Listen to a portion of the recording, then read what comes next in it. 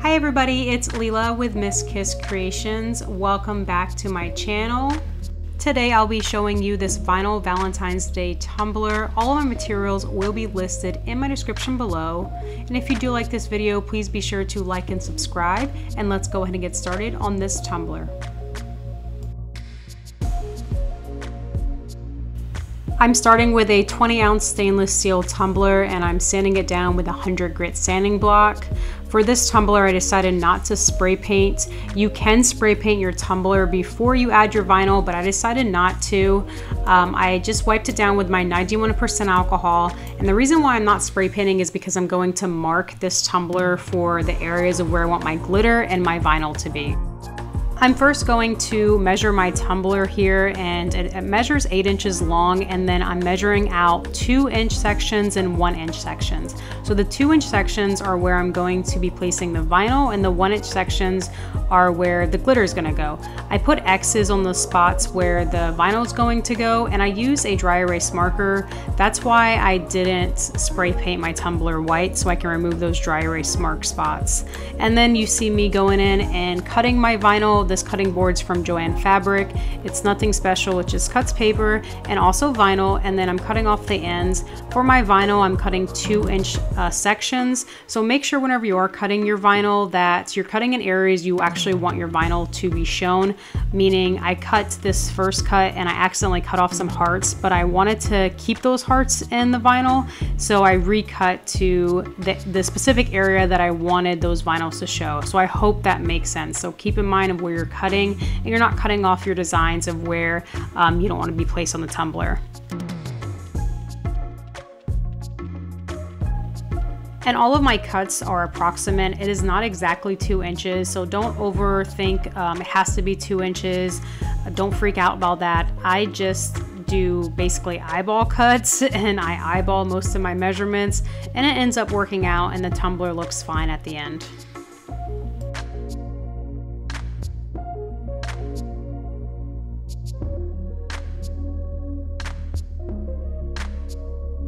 And once I finished cutting my vinyl, I placed it on the tumbler without sticking on the tumbler just to make sure that it looked fine, and it looked good to go to me.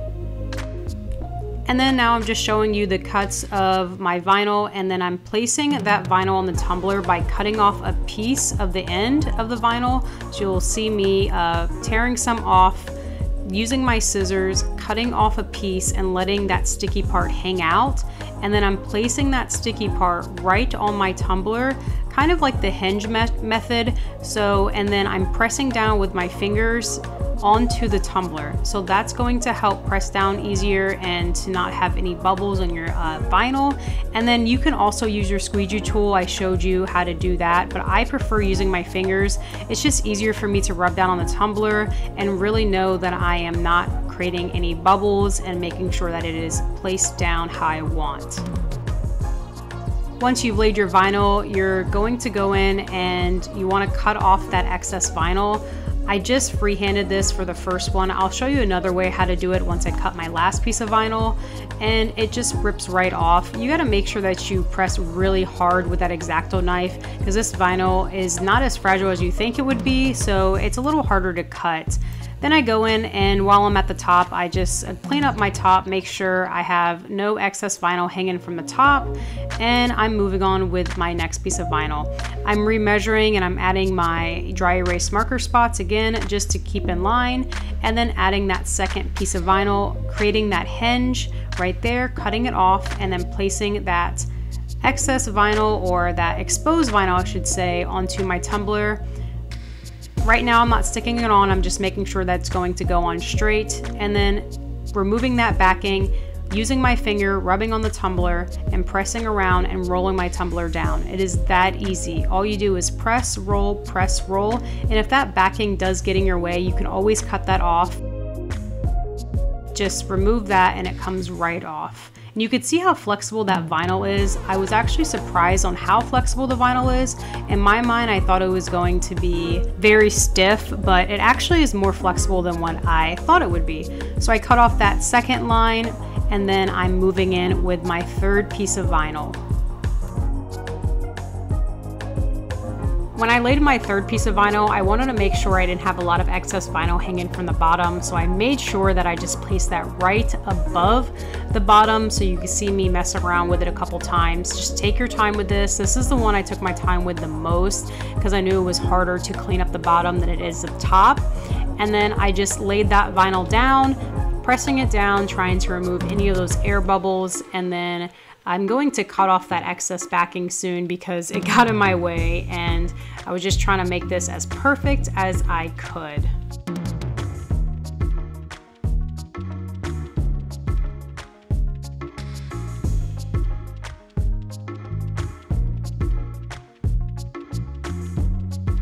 And for this last piece of vinyl, I wanted to show y'all something different. I took a piece of painter's tape and I lined up the tape underneath the vinyl.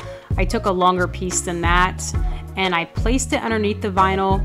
I pressed the vinyl over the painter's tape and then I cut that piece with my X-Acto knife. This gave me a more straight line, so if you are shaky with your hands or you can't cut a straight line with your X-Acto knife, this is a great trick to get a nice clean seam.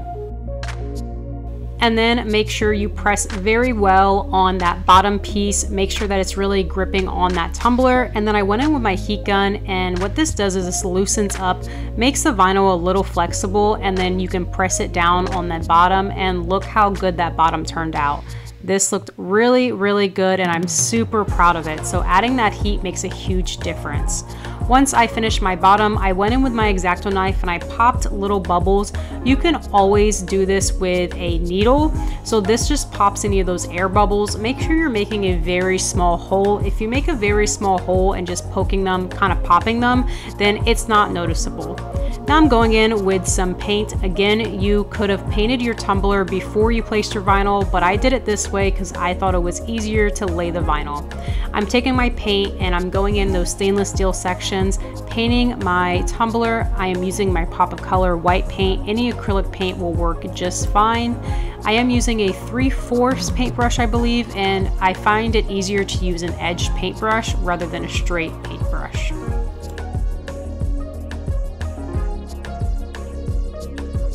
I had to apply 2 coats of my acrylic paint. So I applied my first coat, I let that dry for about 10 to 15 minutes, and then I'm going in with my second coat of my paint.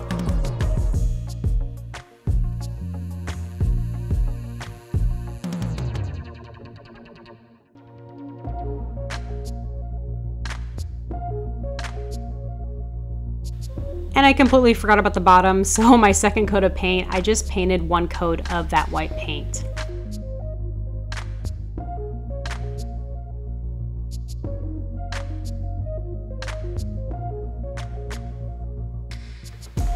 And then I let that paint dry. Once that paint dried, I went in with my Mod Podge and I added some glitter from Glitter Heart Co. onto my tumbler. And I used that same paintbrush, I just wiped it down and then I added my Mod Podge. The fact that I used the white paint, I wasn't concerned with mixing my paint and my Mod Podge. I just wanted a nice even coat on there so I can have my glitter placed on my tumbler.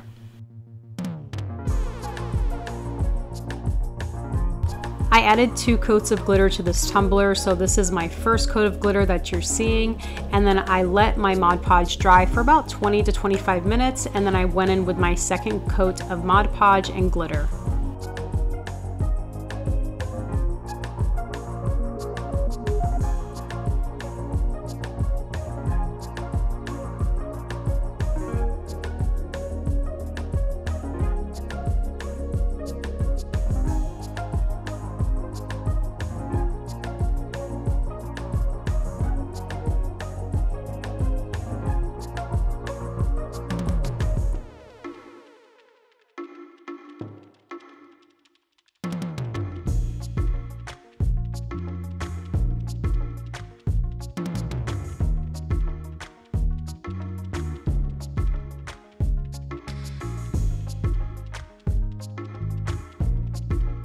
And now you see me going in with my second coat of Mod Podge. So all I did was Mod Podge, glitter, let that glitter Mod Podge dry, and now you see me going in with my second coat. I did not seal this with anything during the drying process, and with my second coat of glitter, I decided to use Diamonds 2.0. I love Glitter Heart Co.'s white collection, all their other white glitters, but Diamonds has my heart, so I wanted to add Diamonds 2.0 on this tumbler. I think it looks so elegant, and I think with those white hearts, they just pop, and it just looks so beautiful to me.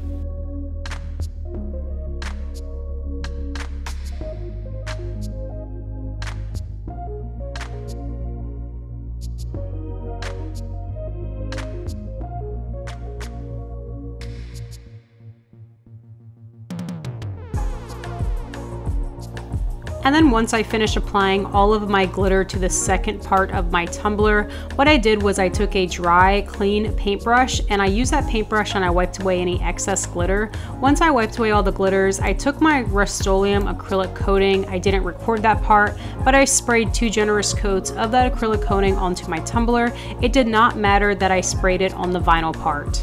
Then I let that dry for about 25 minutes. And once my acrylic coating was dry on my tumbler, I went in with 20 milliliters of epoxy, that's 10 milliliters part A and 10 milliliters part B, totaling 20 milliliters of epoxy, and I applied that all over my tumbler. Make sure you are really thinking about how you're laying this epoxy on this step, because a lot of times whenever you add your vinyl and your glitter onto your tumbler, when you lay epoxy, the glitter pokes up through the tumbler or through the epoxy. So make sure you're trying to have a very smooth hand whenever you're applying this, and you're really thinking about adding a little bit more epoxy where that vinyl is and a little less epoxy where that glitter is, because you want that tumbler to be smooth and you don't want to have a wavy tumbler. I did use my fast set epoxy, so this took about 2 hours to dry to the touch. Once this is dry, we'll move on with that next step.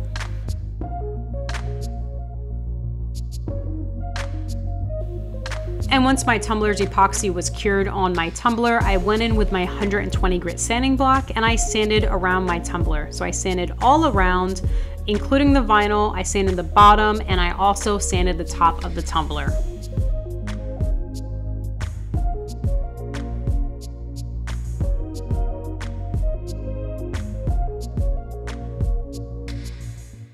Once I finished sanding the tumbler, I went in with my 91% alcohol and I wiped it down with that alcohol, just removing any excess oils or any pieces from the sanding block that would have transferred from the block to my tumbler. And now I'm going in with some rectangles I created from Cricut Design Space. They are 0.12 inches in width, so that's how thin they are, and it does not matter if your vinyl is permanent vinyl or removable vinyl, because you are going to be adding that epoxy right over this vinyl. So I go in and I vinyl all those spots between the vinyl and the glitter, and then I clean up the ends of it by just cutting off the edges. You can overlap your vinyl if you like, or you can cut it off like how you see in the video. I purchased this vinyl about 4 years ago when I first started making tumblers, so I don't recall the color, but I'll be sure to find another color and link that in my description below for y'all to use.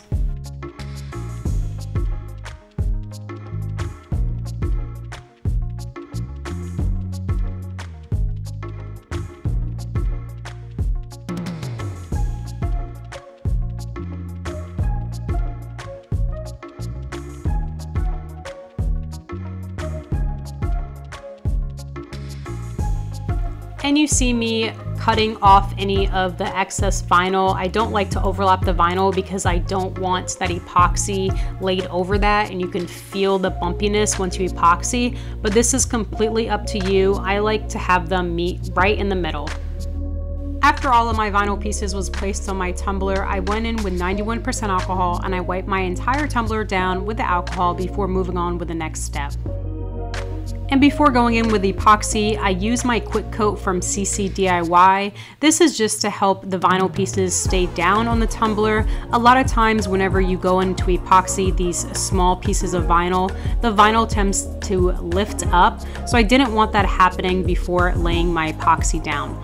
This took about 20 to 25 minutes to dry before I went in with my epoxy. I'm using 20 milliliters of epoxy.